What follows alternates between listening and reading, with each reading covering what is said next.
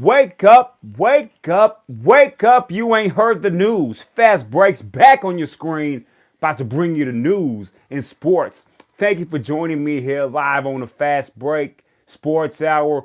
Full force football Friday. It's been a while. I've been very busy. No excuses, but we're right back at it. Here to bring y'all some information on the NFL, all of Sunday's matchups, talk about last night's game a little bit, and see what's coming down the pike when you talk about the NFL.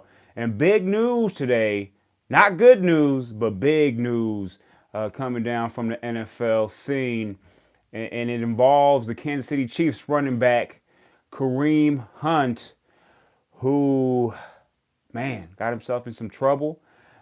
This happened, well, what he went through happened early this year in February, which it was in the news. It wasn't highly touted, but it was in the news.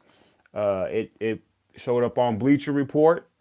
It showed up on various, a lot of the local, obviously. This happened in a city in Ohio by Cleveland.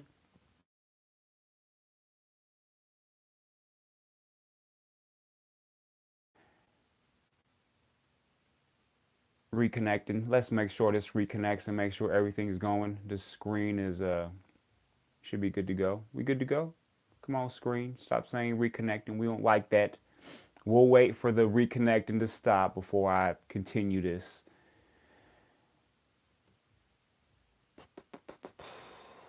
Digga, digga, digga, digga, digga, digga, digga,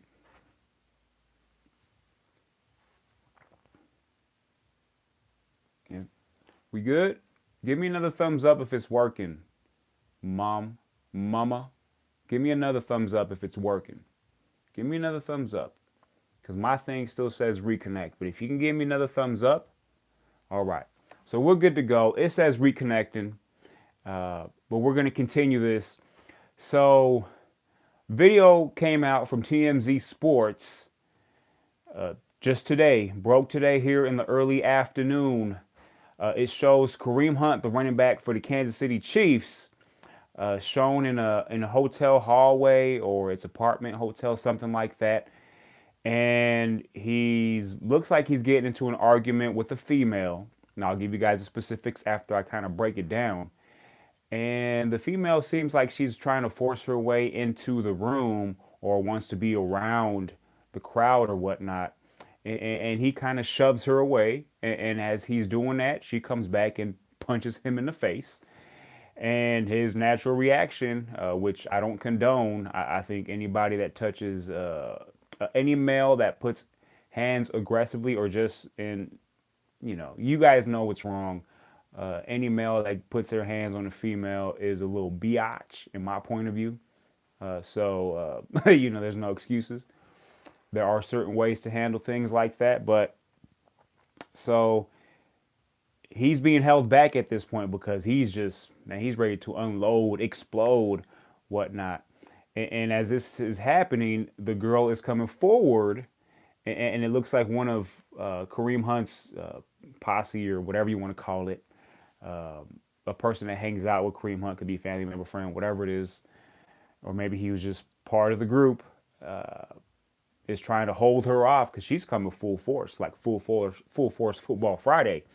And as he's doing this, as he's holding her back, you can see Kareem Hunt just push both of them basically. So pushes the dude into her. She falls over.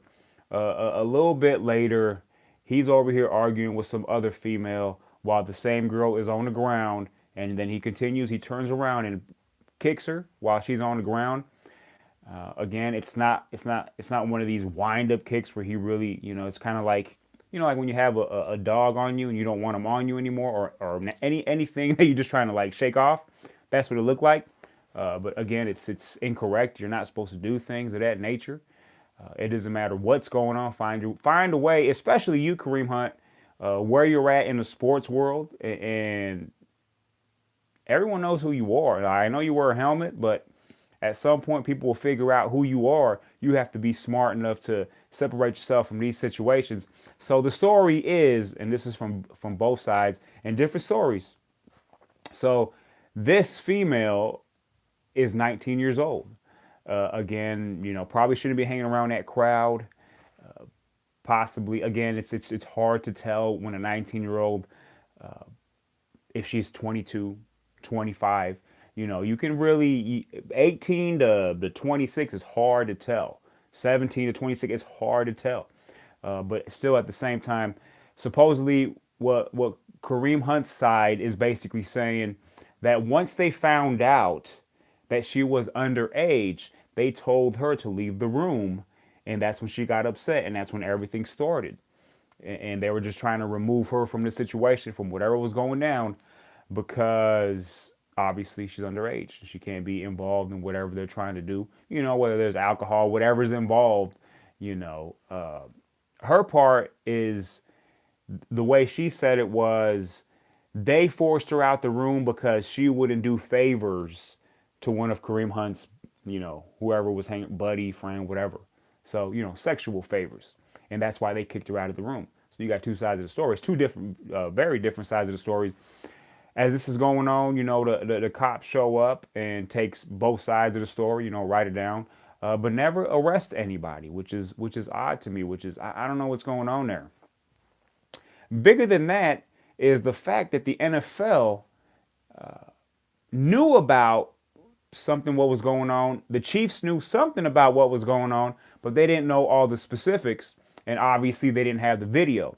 This is where the NFL drops the ball. Man, like, the NFL, who claims to be this big, it's larger than life. The NFL is the number one organization when you talk about sports, easily. Just entertainment, easily. And for them not to come in when this is happening, again, because there were news outlets that published this back in February, when you talk about just what had happened. What had happened was what happened that night. So that's where the NFL needs to go in and start to investigate from that point.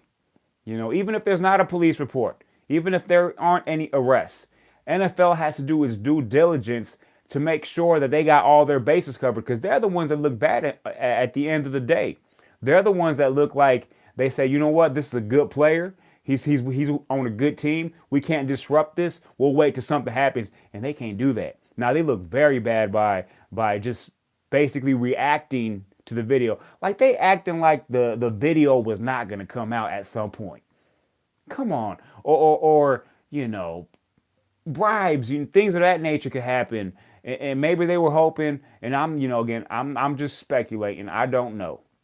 But whether I'm speculating or not does not make any excuses for the NFL and not figuring this out back in the winter, into spring, figuring it out, finding out what happened, and nipping this in the bud from the beginning, from the summer before training camp starts. There should have been like, okay, this is what happened. We got the videotapes from the hotel, and we're gonna go ahead and take a stance and say, you know what, we don't condone this.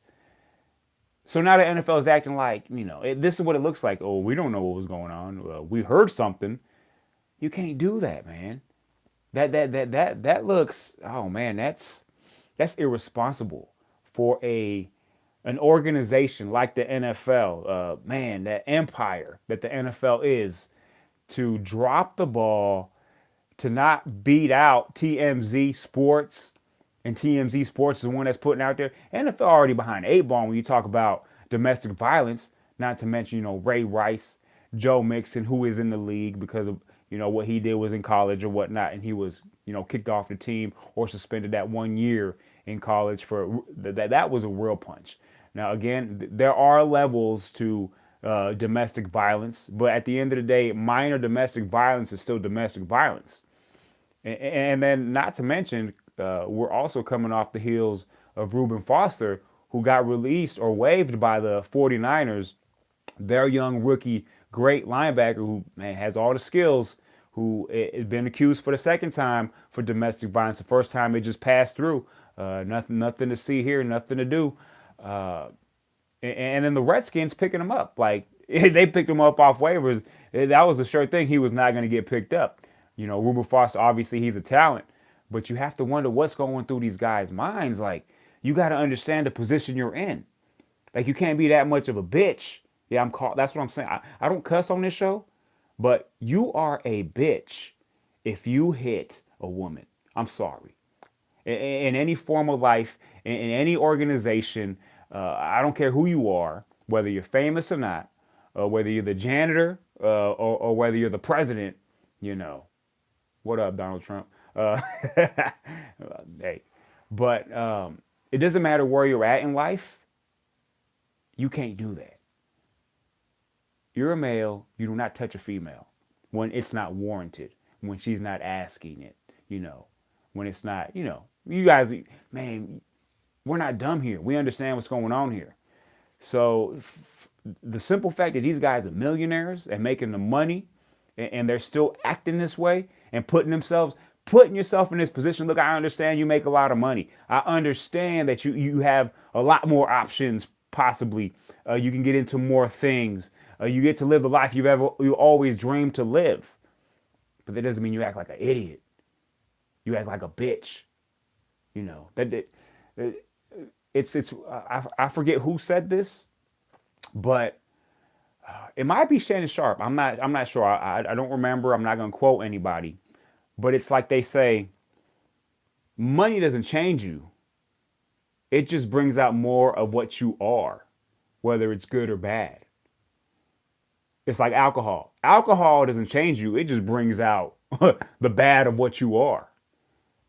So, you know, those things, man, you cannot have any excuses for you know, if you've never had parties or lived the luxurious life that you want to live and now you have the money to do it, man. There's got to be somebody in your group, and I think this is the problem, is you need to understand that once you get into a certain level in life, you need to figure out who in your group is worth keeping, or if you got to wipe that thing out, and because you are who your group is. I'm sorry, it's just that old tale. You know, I heard this a long time ago. You know, it's very popular in Mexico. You know, this is how you're brought up learning. Tell me who you hang out with, and I'll tell you who you are. And that's what it is. That's just a fact. Because you're only as good as your weakest link. I'm bringing up all these little, you know, cliches or whatnot, but it's true. It's true. So understand who you're hanging around with, because that's who you are. And there's no more excuses. I mean, let's take it to the Kansas City Chiefs.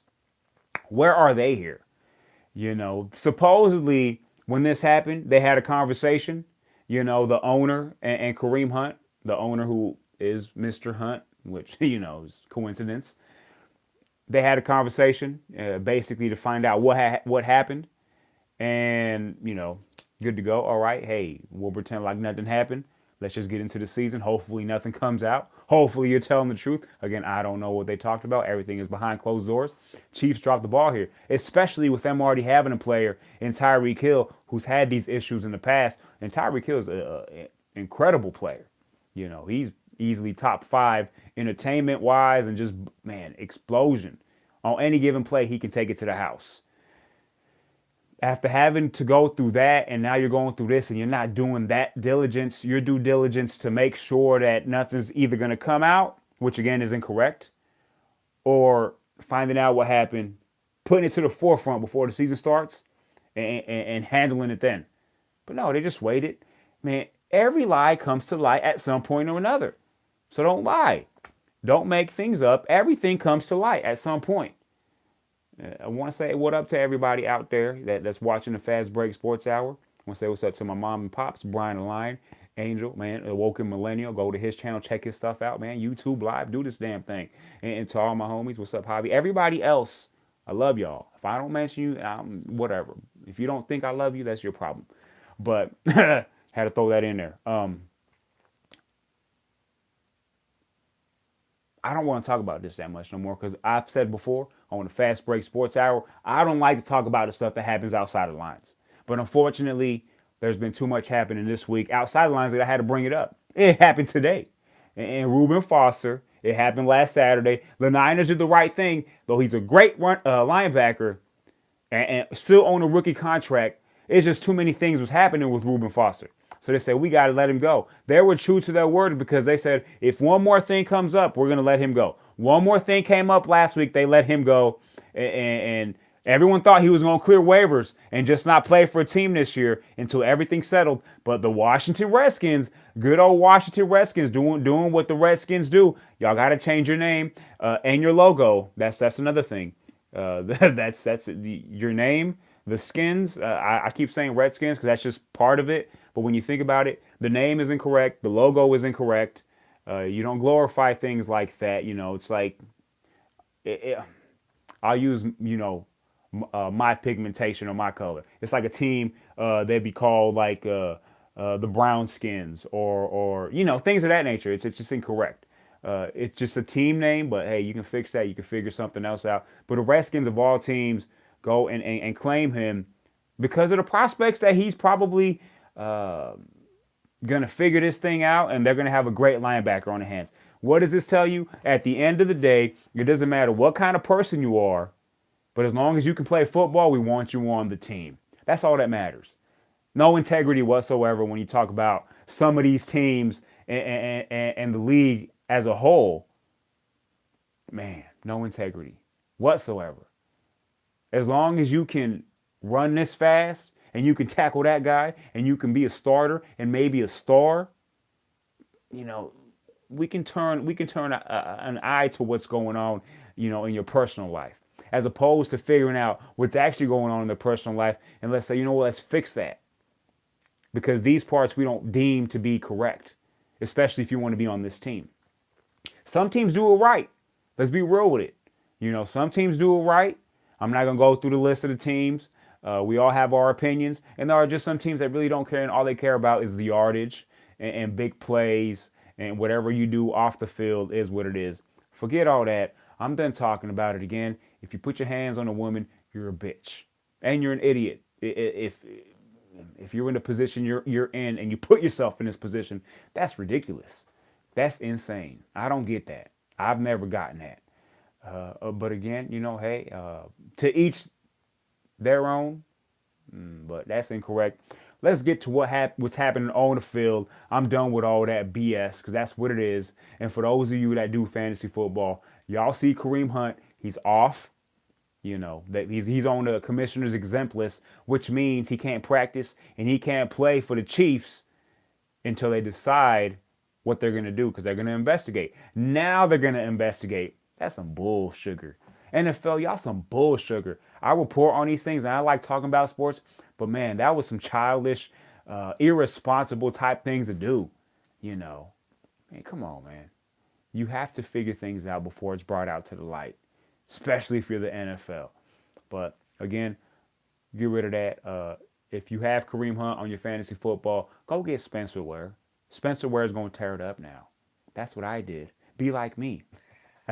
Fast Break Sports Hour. Again, thank you for joining me here live on YouTube. That's what we do. Go to my Instagram. It's Fast Break, man. They're just the same way it's spelled. FAZBRAYKE. Man, we just talk about sports. Hopefully that's all we talk about the rest of the way. That's what I'm trying to do here on the Fast Break Sports Hour Full Force Football Friday. Wonderful Friday. The last day of November. So we won't be gone till November no more. That's it. 11:30, 18. We are done with November. Tomorrow is December. This is where the big boys can play football. Tough-nosed football where you run the ball and you play great defense. Like yesterday, the Dallas Cowboys did exactly that. They forced their will on the New Orleans Saints. What do the New Orleans Saints do? Oh, we're the Saints. We're going to continue playing the way we play. We are not going to adapt. That's incredible. That really disappointed me. The team that I picked, the New Orleans Saints, to win the Super Bowl was not able to adapt to the physicality that the Dallas Cowboys brought. Man, they came into that game with a stick. It's like, okay, everybody's talking about the New Orleans Saints. Everybody's talking about not if they're going to win the game, but by how much. And Cowboys like, all right, y'all want to talk like that? This is what we're going to do. We're going to play smash mouth football in Jerry's world, like it or not. And we're going to make sure, yeah, you can have them little 4 or 5 yard passes to Alvin Kamara and whatnot, but we're going to be right on top of him. And we're going to smother him, and we're going to do what we can to make this game ugly. And while doing that, Ezekiel Elliott ate, man, they ran the ball. He didn't run the ball too efficiently, but he started getting his yards in the second half. But Dak Prescott, man, things opened up for him. And he was precise. He was getting things going. He did exactly what he had to do to win the game. Now, at the end of the game, he did fumble. That's a mistake there. But it didn't matter because the Saints couldn't do anything because they weren't willing to change. Mark Ingram, supposedly he's the bowling ball of the crew. Now, Alvin Kamara can run inside the tackles, but he likes to avoid collision. Not to say he can't. He's not afraid of collision, but he's so good of a running back. His vision is great and his movement is so swift that he's able to avoid any kind of contact. And it's always to his favor. He doesn't really get hit that hard. But yesterday, he got hit hard. He was in a whole different world. And Mark Ingram, who to me is the bowling ball of the two, only gets 7 carries. A total of 8 touches. They didn't adapt. You have to be able to learn to adapt to how the game is being played. It's physical. And the Saints have physical players on defense. And they showed it. And there was, watching the game, there was some mistakes on the official side, which I don't like to see, especially late in the game. Yeah, there was a hit, helmet to helmet. It was incredible on Alvin Kamara, and they didn't call it. There's that. There was a face mask on Dak Prescott that the whole world saw it, and they didn't call it. And then that last play, the interference, you just don't call that. To me, that's not enough to warrant a flag to end the game, basically. Let these guys decide the game on the field. Let them decide the game on the field. Dallas Cowboys, New Orleans Saints. Man, we got 2 minutes left. It's second down. And you gonna call pass interference and that's the game over. You don't do that. Let the Cowboys, man, do what they got to do. If they're going to punch it in, they're going to punch it in. If not, they're going to kick a field goal and they're going to stop the Saints. Because that's what they were doing all night long. Saints didn't adapt. Drew Brees didn't have a good game whatsoever. Because they didn't come into that game thinking it was going to be like that. They were thinking they were going to be the high-flying Saints. Let's throw these 5-yard passes to Kamara. Let him create and turn those 5-yard passes into 11, 12. Alvin Kamara running for these 11, 12-yard runs. That didn't happen. They had one play that went over 20 yards, and that was a touchdown pass to Kirkwood. That's it. That's all they were able to muster up when you talk about big plays. Amari Cooper's making a difference for the Cowboys. You better believe that. Things are looking a little bit easier for Dak Prescott. I don't like the way he handled the fourth quarter. I don't like the way he. I felt like he resorted to old Dak, like he was playing it safe late in the fourth quarter. And hey, what can you say? I mean, you're up by 3. You done dominated the Saints defensively, and you've done enough offensively to have that lead. I understand you want to make sure you leave that stadium with a win. And what a win it was. So now the Cowboys are 7-5, sitting pretty. And man, the Redskins aren't going to win this division. Let's be real with it. I don't care what you do. I don't care if you sign Reuben Foster,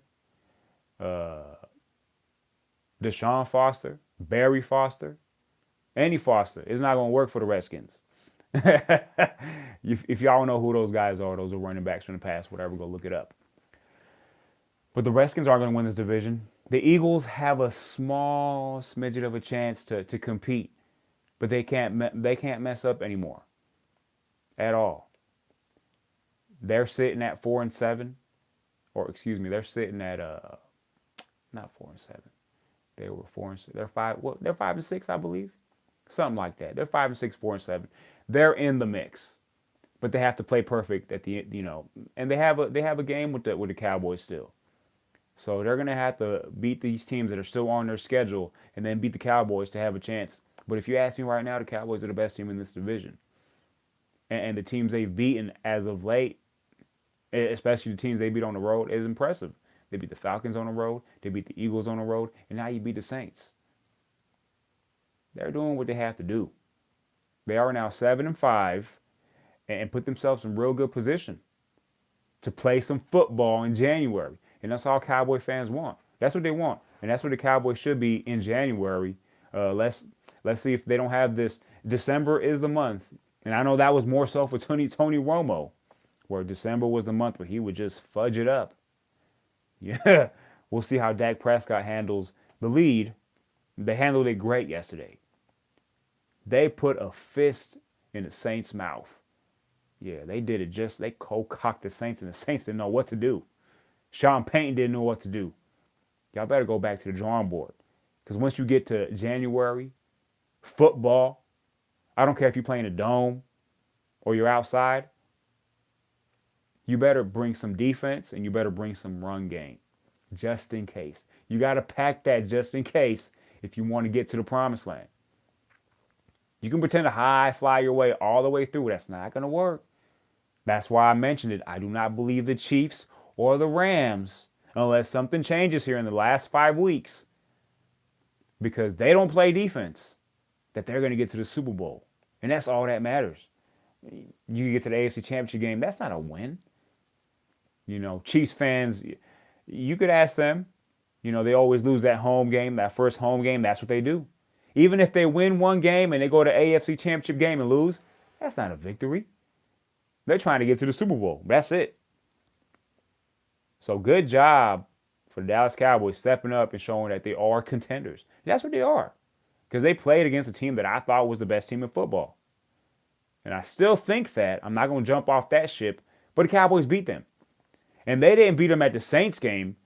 They beat them at their game. The Cowboys, they said, we're going to play this way. Smash mouth football. That's what it was. And that just goes to show you, for the people that say, oh, well, football is going into this whole new era where it's 54-51, and that's what's going to, no, that's going to happen once in a while.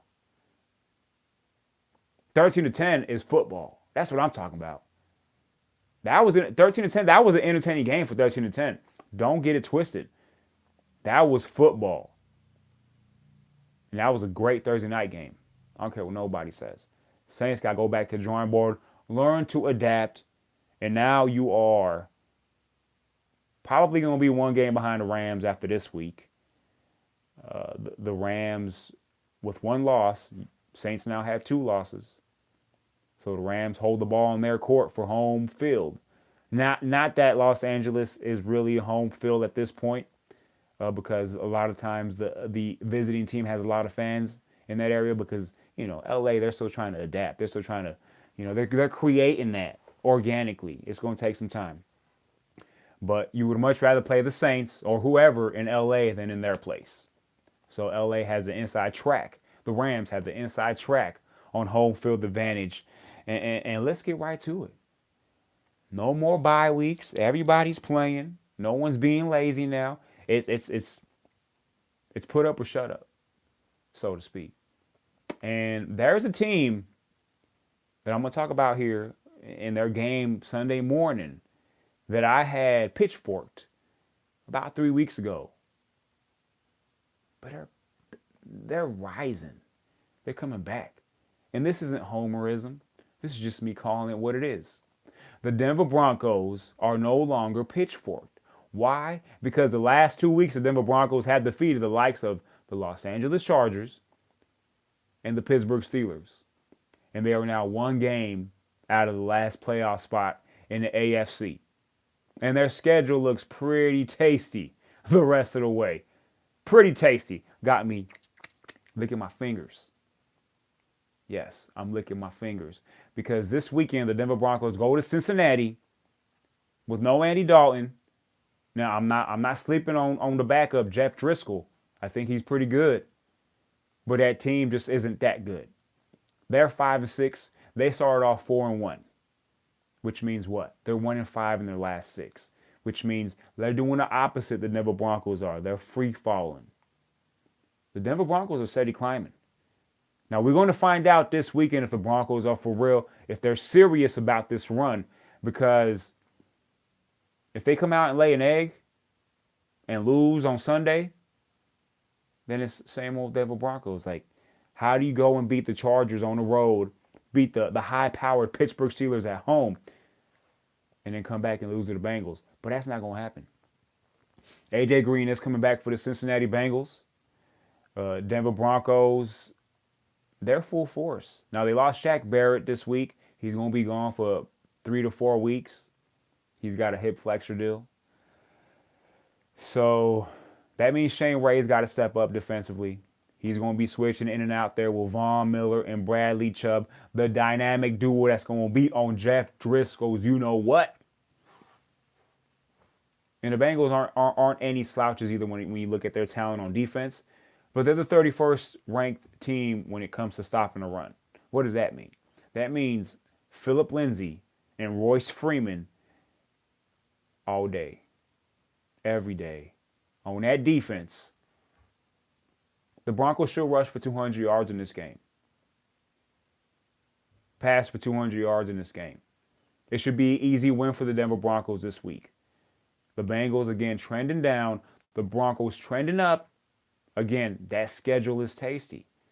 You got at Cincinnati this week for the Broncos. Then the following week, you got at San Francisco. Oh, man. Then you got a home game against the Browns. You know, Baker Mayfield, hey, that team's pretty good, pretty talented. But you're at home against the Browns. You got to win that. Then you go to Oakland for a Christmas Eve matchup on Monday Night Football. The Oakland Raiders. You cannot tell me those are not 4 wins. Look at that. 1, 2, 3, 4. That's 4. Now, we're going to take it one game at a time, like everybody says. But that's 4. Man, it's tasty. Heading into that last week against the Chargers at home, going for that 10th win. Chargers might be going for their 10th win, too. Look at their schedule. I'm just saying. And we already beat the Chargers. Broncos already beat the Chargers. Let's be real with that. So who's to say they can't do it again at home? We might not even need to win that game. But they got to win Sunday. The Denver Broncos at the Cincinnati Bengals. Early game, I don't like that. They struggle. But they're going to get things. They done learn from the past. They learned from their mistakes when they went to the Jets and put up an egg and got their butts kicked by Sam Darnold. And they got ran for by 323 yards. The New York Jets, Isaiah Crowell and company. And Bilal Powell. Come on, man. You can't lose to a running back named Bilal Powell. That's not a running back. The Denver Broncos are going to go into Cincinnati, learn from their mistakes in the past, understand that this is the time to win their 3rd straight game, and keep it moving. Get into 500. The team is 5-6. Prove me that you can get to 500, and we got something cooking for the Denver Broncos. I had the Denver Broncos winning this game against the Cincinnati Bengals, 30-17, and it's not going to be that close. I hope it ain't. 30-17, pretty decent game for Jeff Driscoll. I think he's going to show some things. He can run. The quarterback is pretty fast, and he can throw it too. He might be on somebody's radar for next year, or maybe the Bengals might say, you know what? Bye-bye, Andy. We got a new quarterback in Jeff Driscoll.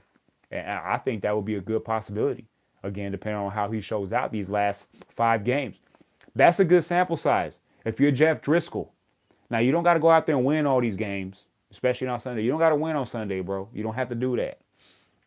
But if he's able to show that he can lead a team and put up some nice stats, maybe get 1 or 2 wins along the way, he's going to be starting somewhere. So he's the platform is there for him, for Jeff Driscoll. Watch out for Jeff Driscoll. Baby. But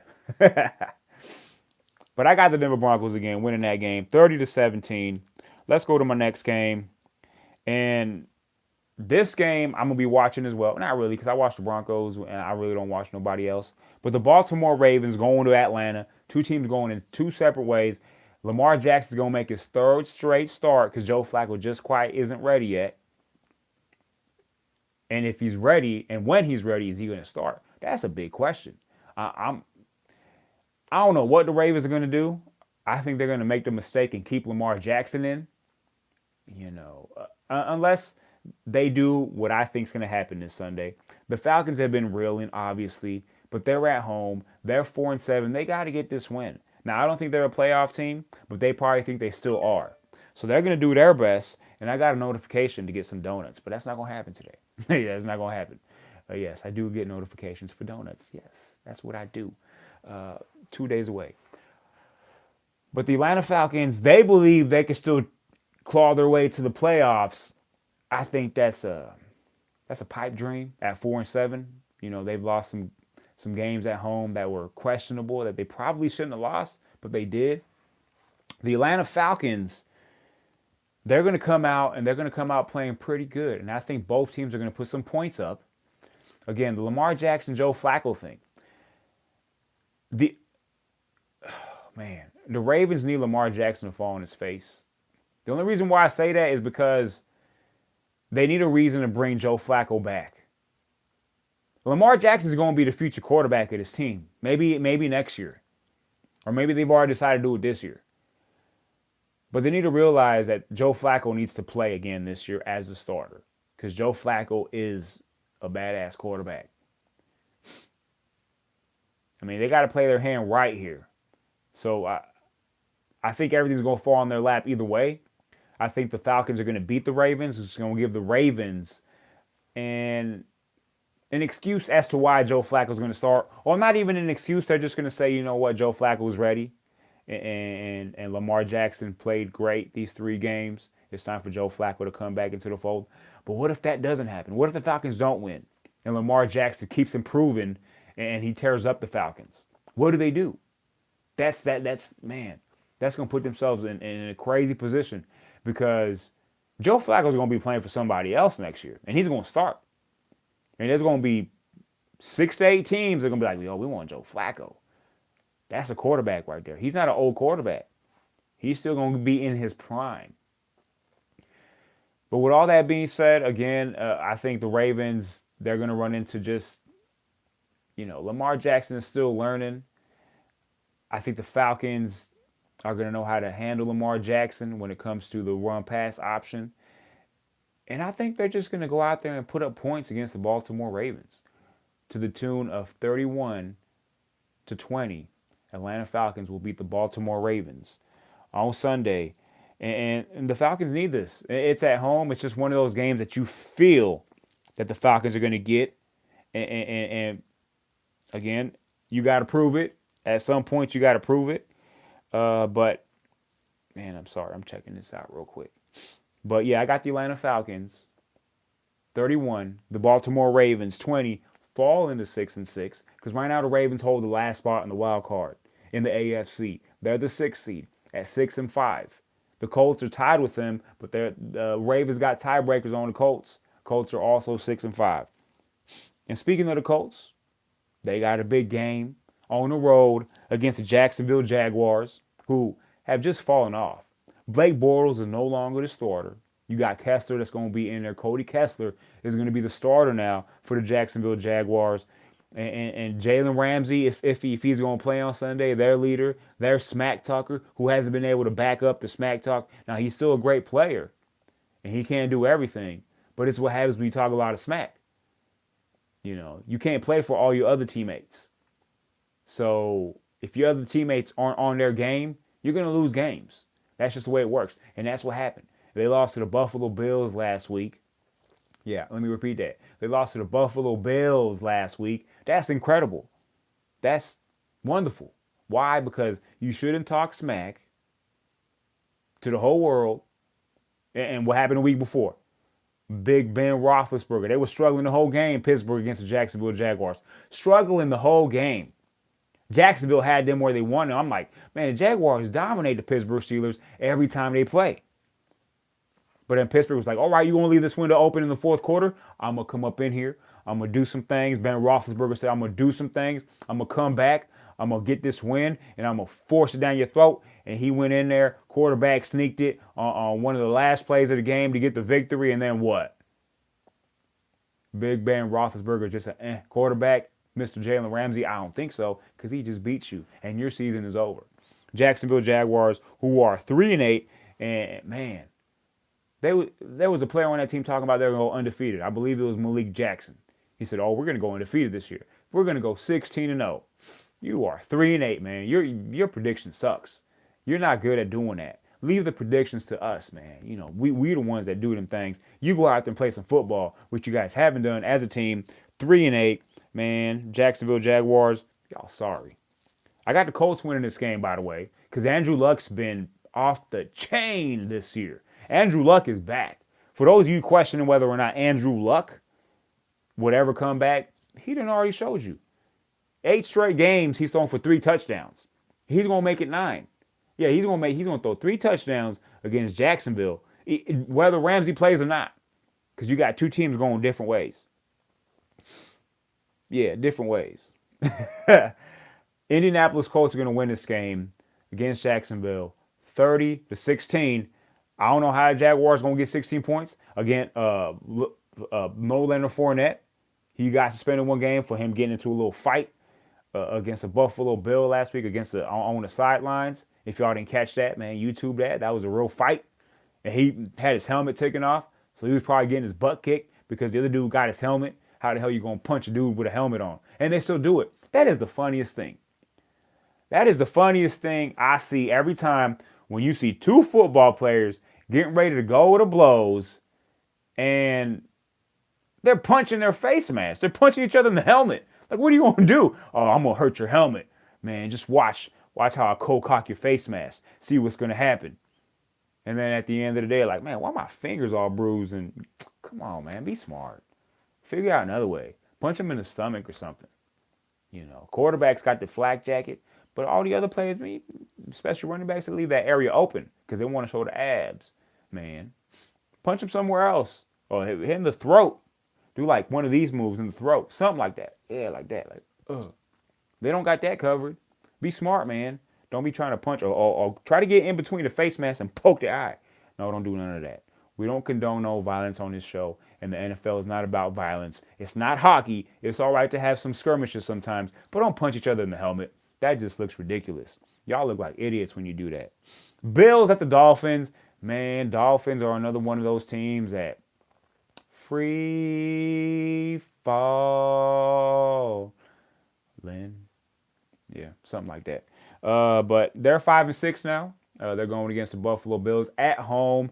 This was a tough game for me to pick. The Bills, who are incredibly 4-7. I don't know how they're 4-7 with that quarterback, with that offense. Well, the defense is really good. So I guess that's what they did last year. People wonder why or how they got to the playoffs last year is because of the defense. And their defense is the reason why they got 4 wins. You know, Josh Allen's taking his bumps. He came back and ran for a boatload of yards. The Bills are miserable on offense. You know, Shady McCoy's like, man, I wish I was in Philly right now. I wish I was somewhere else but in Buffalo. And the Miami Dolphins, I don't know what to think about them. A team that started 3-0, and now they're 2-6 in the last 8 games. Ryan Tannehill came back, looked somewhat average. Again, I don't expect much from him early on. We'll see how he continues to progress coming back from his injury. But in this game, Buffalo at Miami, I just got to take the home team by default. Any of these teams can win, but I'm going to take the Miami Dolphins 20-17 in a close game. Frank Gore still doing his thing. The Dolphins have a lot of receivers injured. It's going to be a Kenyon Drake, Frank Gore game. I don't know how because that Ravens defense is off the chain, but they're going to have to figure it out. This is going to be a game of who lets the other team win because one of these teams is going to make more mistakes than the other, and that's the mistakes going to lead to points. So I got the Dolphins at home, 20-17. Bears at the Giants. No Mitchell Trubisky. It's already been decided. It's been put out there that Mitchell Trubisky will not be playing. Do not call me Mitch. Mitchell Trubisky will not be playing. I wonder why he changed that. We all know why he changed that. We all know why he was called Mitch his whole life. You know, because he was afraid that they were going to take that M and turn it into a B and call him that. You can still call him Mitchell Trubisky. I mean, what it is, what it is. But it doesn't sound as cool as Mitch or, you know, take that out and put a B, Trubisky.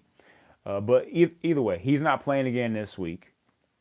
So Chase Daniel going to make his second start in a row, going to New York. And the Giants have been playing better lately. They gave up the game last week to the Philadelphia Eagles. They were about to run the table like Odell Beckham said. They were up 19-3 on the Philadelphia Eagles. right before halftime, and y'all messed it up, man. Y'all messed it up. Y'all couldn't do much after that. New York Giants said, we got 19 points in the first half. That's good enough. We're good to go. Eagles aren't going to do much. Eagles came back and beat y'all. Philadelphia Eagles beat the Giants, and now the Giants are 3-8. And even if you're on the table, you're 8-8. That would mean that the Cowboys would have to go, 1-3 or 0-4 the rest of the way for you to have a chance. That's not going to happen. But the Giants are going to win this game.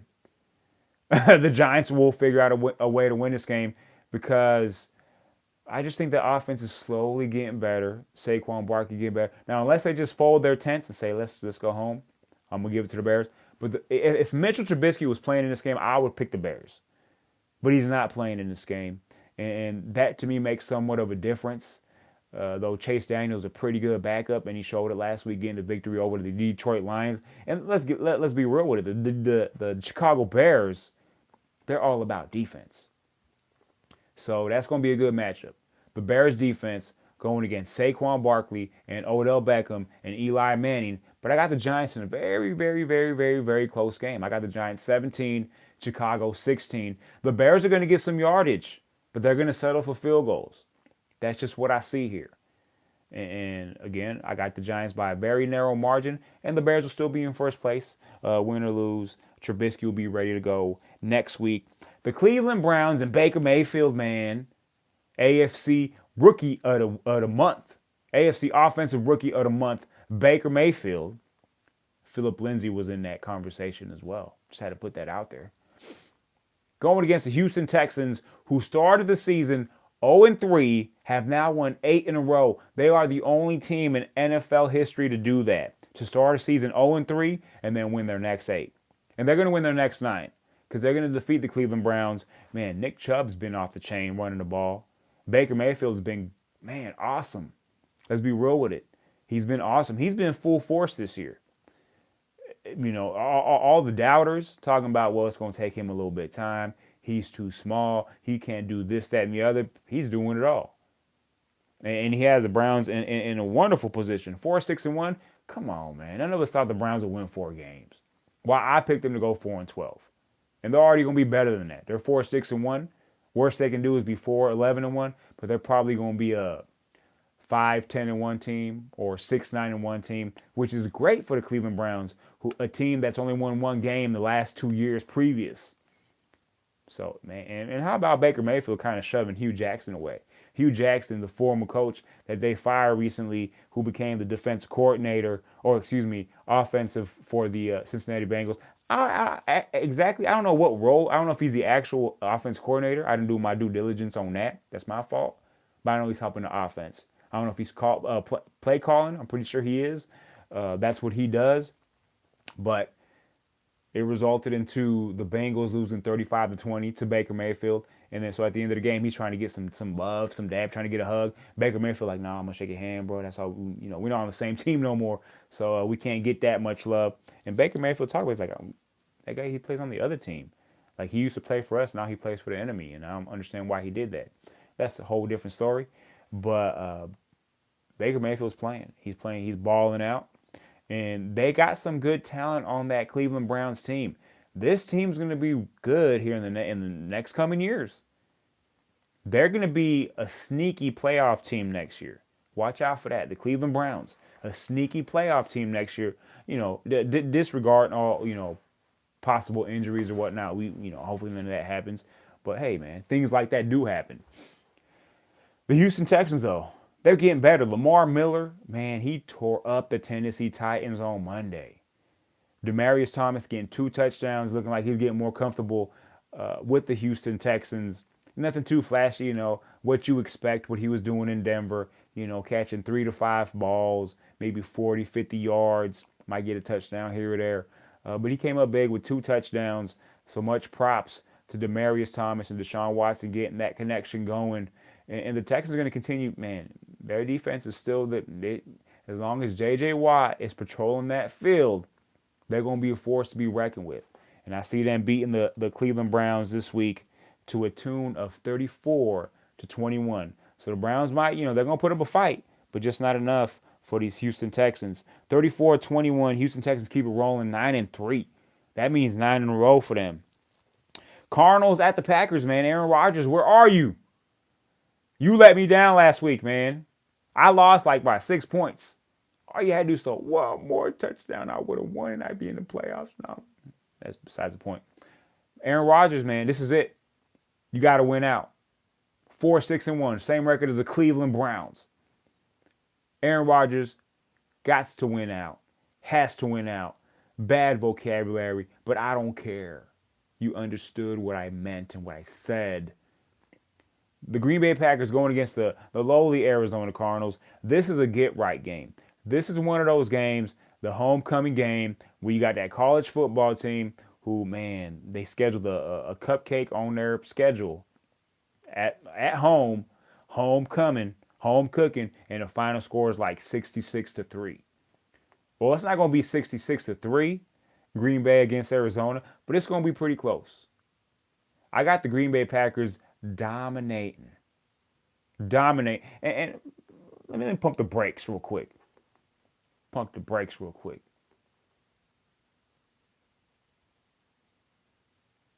How the hell can you be the coach of the Green Bay Packers with that quarterback in Aaron Rodgers and be 4-6-1?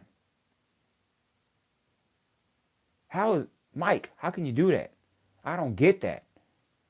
And he's going to be gone this year unless they do some miraculous comeback, win these last 5 games, get a little bit of help, and get in the playoffs at 9-6-1, which is possible. It's possible. Aaron Rodgers has done this before, where he says, we're going to win the rest of the games, and they did, and they got to the playoffs. He's going to have to do that again. Aaron Rodgers and the Green Bay Packers, who have dealt with injuries, with the wide receivers, just all around, and even their defense, the secondary, they've dealt with injuries, but they found something good in Aaron Jones at running back, which they didn't use enough last week, in my point of view, against the Minnesota Vikings. They're going to come back in this game and get right against the Arizona Cardinals, who, hey, Josh Rosen, man, he's all right. He's going to continue to get better. David Johnson's actually been getting better running the ball. So that's been the bright spot for the Arizona Cardinals. And Larry Fitzgerald, man, he continues to be that vet, that guy that just shows up to work and does what he has to do. And he's still a good wide receiver. But no match. I got the Green Bay Packers winning this game to a tune of 42-10. Yeah, 42-10. Man, the Cardinals are being taken on the chin. 45-10 against the Denver Broncos. And then 45-10 against the Los Angeles Chargers last week. Man, the Chargers were pissed after they lost to the Broncos the week before, weren't they? They're like, okay, and the Cardinals were up 10-0 in that game. And the Chargers won 45-10. 42-10. I have the Green Bay Packers beating the Arizona Cardinals this week. Aaron Rodgers is going to go off. Yes, he is. Carolina Panthers at the Tampa Bay Buccaneers. This has to be a get-right game for the Panthers because the Panthers are 6-5. They were 6-2. They've lost 3 in a row. Where had they been? They got to make a comeback. And this is the game where they have to do it. And it's in Tampa Bay where anything goes. Jameis Winston, anything goes. And it's going to be a high-scoring affair. I think both teams are going to move the ball. I just think the Panthers, this is.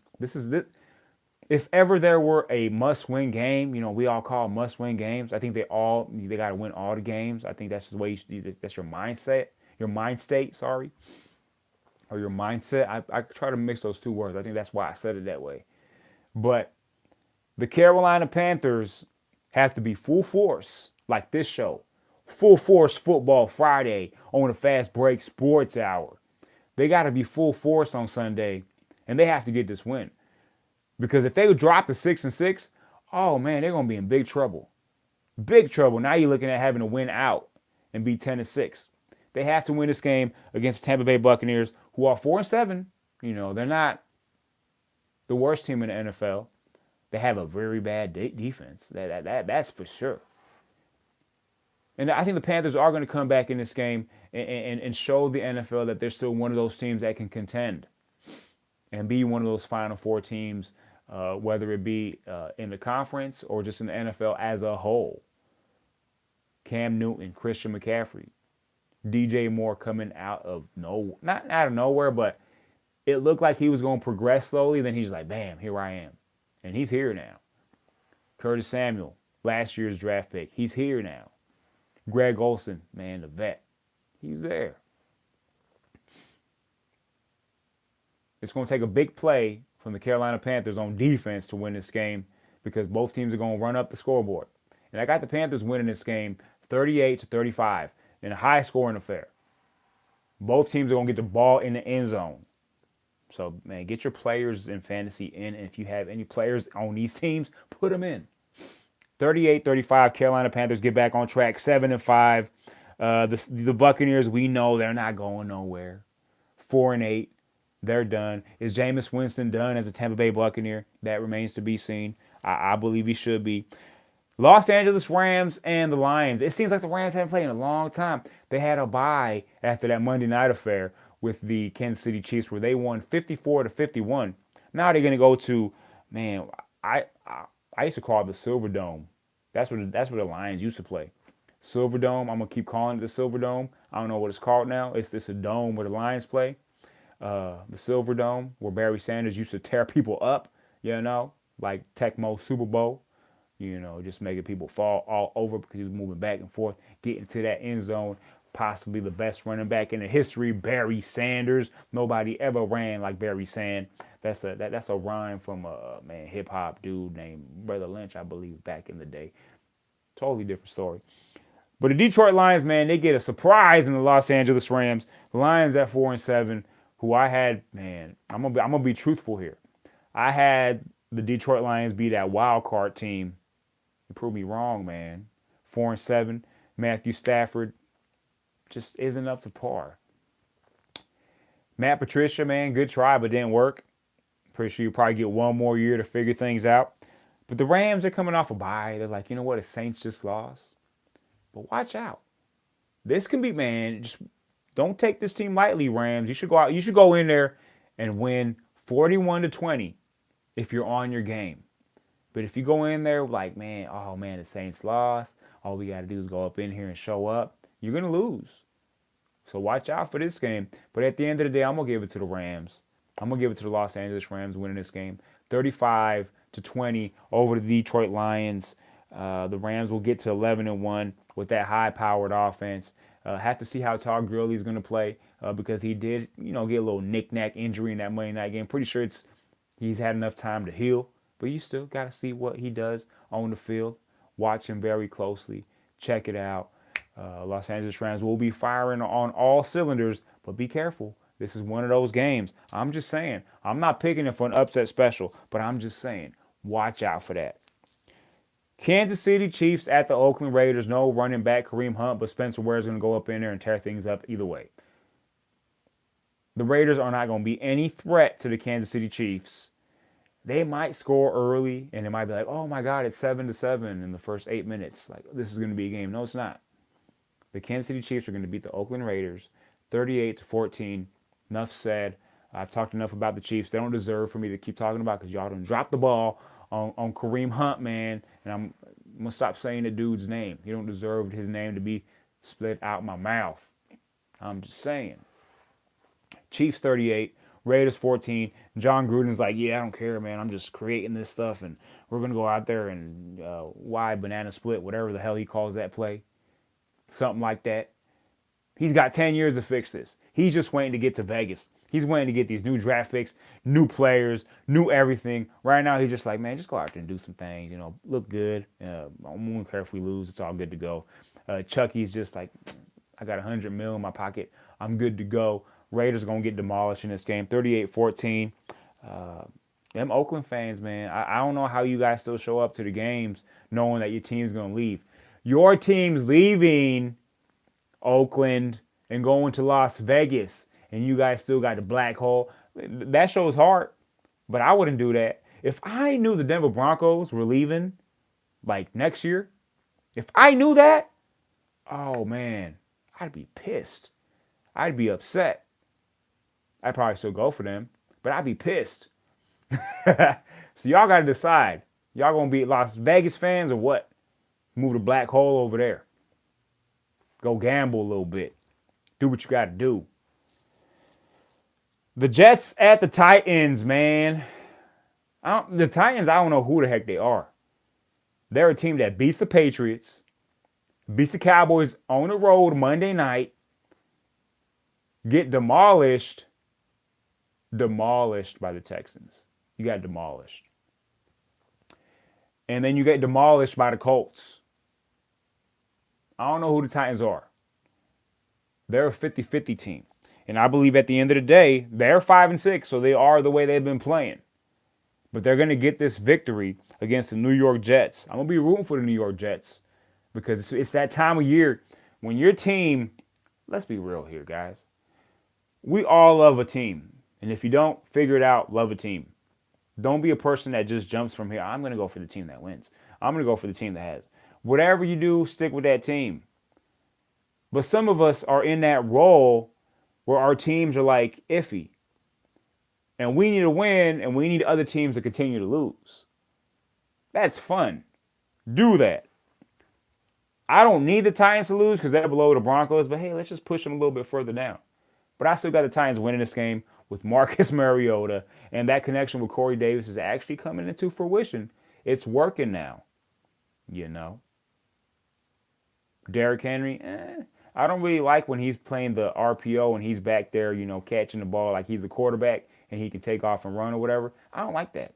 I don't feel like that works. It works inside the 5 in the goal line, but just to do it in the middle of the field, I don't think that works. And I think they got to continue to use Dion Lewis a little bit more in that offense. They're cutting that dude short. I don't get it. And that's not a short joke. But I'm just saying they're cutting him short. He needs a lot more carries or just touches out the backfield, Dion Lewis does. Mariota had a hell of a game on Monday when you look at his stats. I believe he's 22 for 23 for 300-plus yards. That's a hell of a game, but still came up short. I believe they lost 34-17 on Monday night. That's just not enough. But the Titans going to win this game against the Jets. The Jets, I don't know who their quarterback is. Josh McCown's dealing with an injury. Is Sam Darnold ready to go? If something came out there, it probably popped out. I don't know. I don't know what's going on with the Jets. And they're just a team that's just not that good. And so I like the Titans in this game. It's one of those get-right games. They're going to be at home. I got them winning this game 28-7. Pretty easy. 49ers at the Seahawks.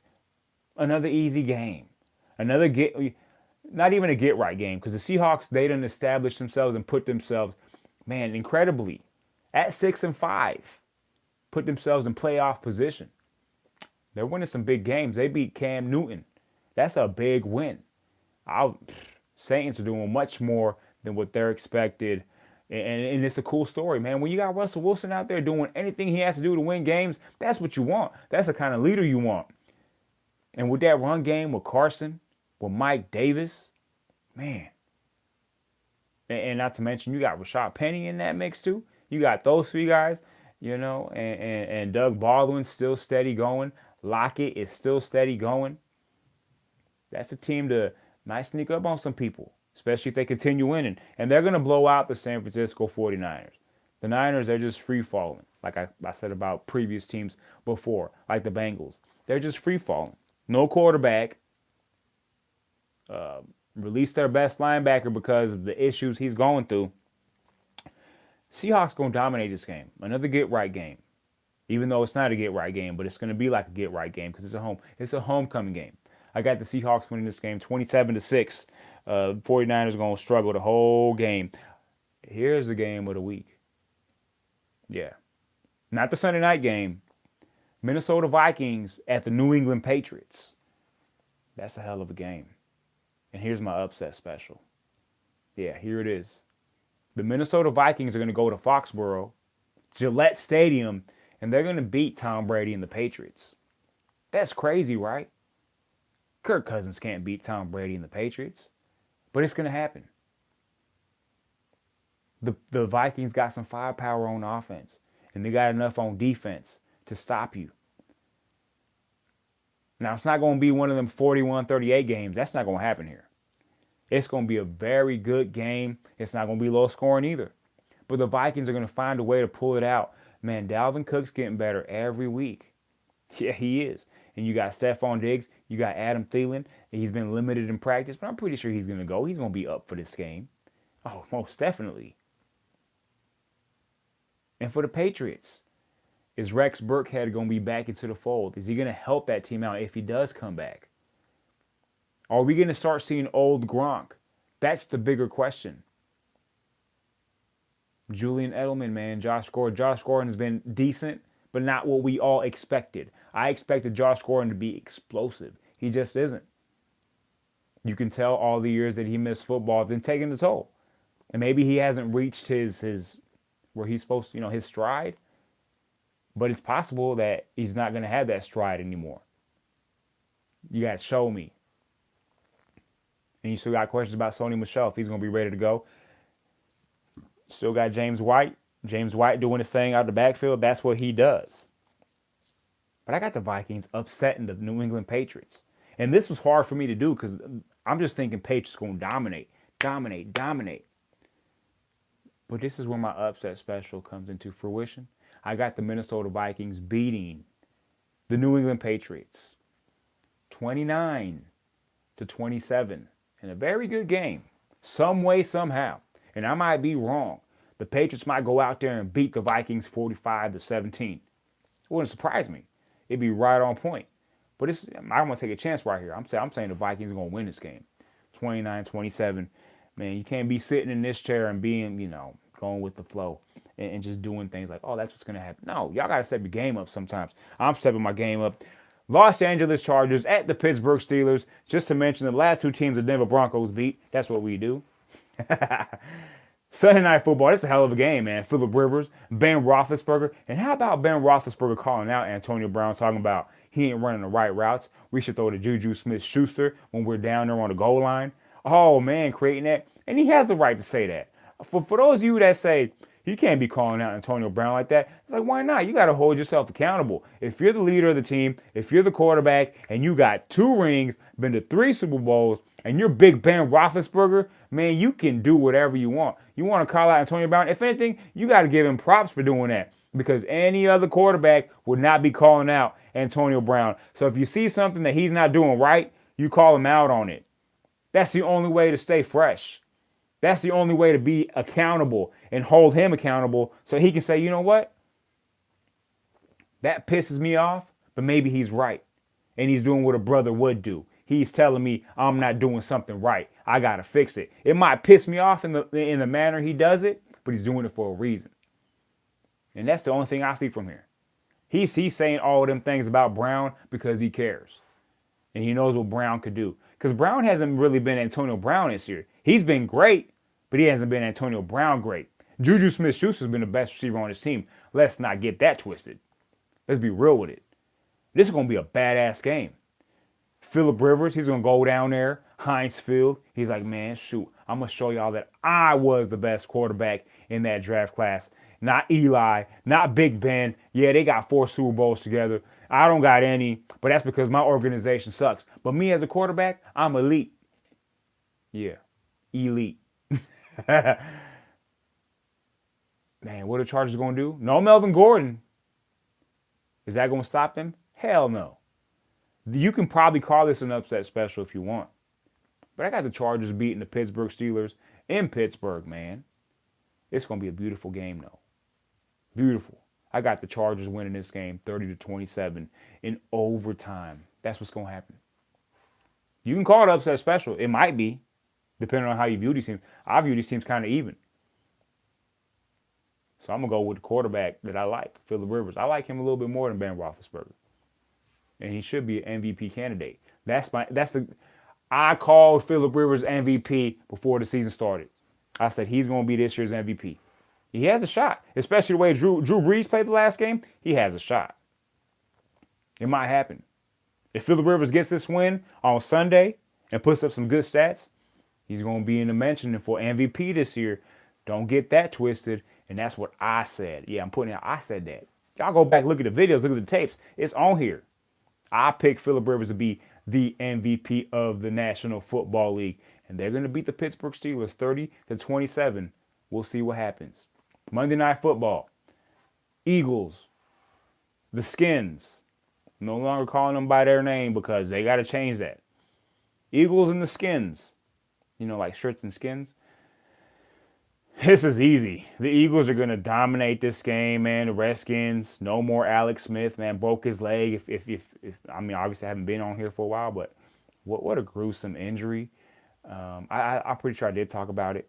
But Colt McCoy, man, he's decent backup, but he's just not going to be, he's not starter material. There's a reason why these guys are backups.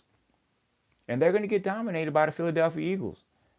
I think that comeback against the Giants woke them up. They're like, okay, it's time to play ball. If we're going to do something, we got to do something now. And this is it. Now, are they going to make the playoffs? I still say no. I still picked them at the beginning. It's another prediction I made. I said the Eagles will not make the playoffs. Before the season started, that's what I said. But they're going to get this victory. It's going to be easy victory at that. I got the Eagles dominating, man, just kicking the Redskins around, 30-10. Nothing to see here. Monday Night Football is going to be a snoozer. And that's what I got for y'all.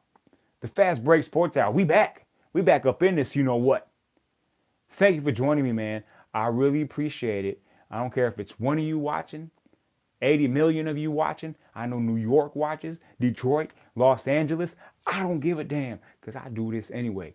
Fast Break Sports Hour. Thank you for joining me. Check me out Monday. Hopefully, man, I'm working a lot more now, but I'll figure it out. I'm going to be here with y'all. Do the damn thing, man. Make sure y'all watch football on Sunday. Y'all watch college football. College football is getting crazy too, man. Shoot, Georgia's up in there now. Ooh, Georgia's in that number 4 spot. Y'all got to pay attention to that, all right? Make sure y'all eat a boatload of food, man. Even it out. Throw in a salad. Don't throw in a salad. Let's get the ribs ready, man. Let's get the burgers, the brats, the wings, the brownies, the cream, ice cream. Not the cream. You can put a cream on it. Ice cream, man. Oh, man. Get all that prepared. Do not be lackadaisical on Sunday football. Make sure you're prepared. And make sure you got a game plan. And enjoy Sunday football, or if it's Monday night football, or Sunday night football, or if it was last night, hopefully your team wins this week, unless your team's the Bengals. Other than that, I don't care. Let's go Broncos. NFL Week 13. Yeah, Week 13. Good luck. Fast Break Sports Hour. Full Force Football Friday. We out.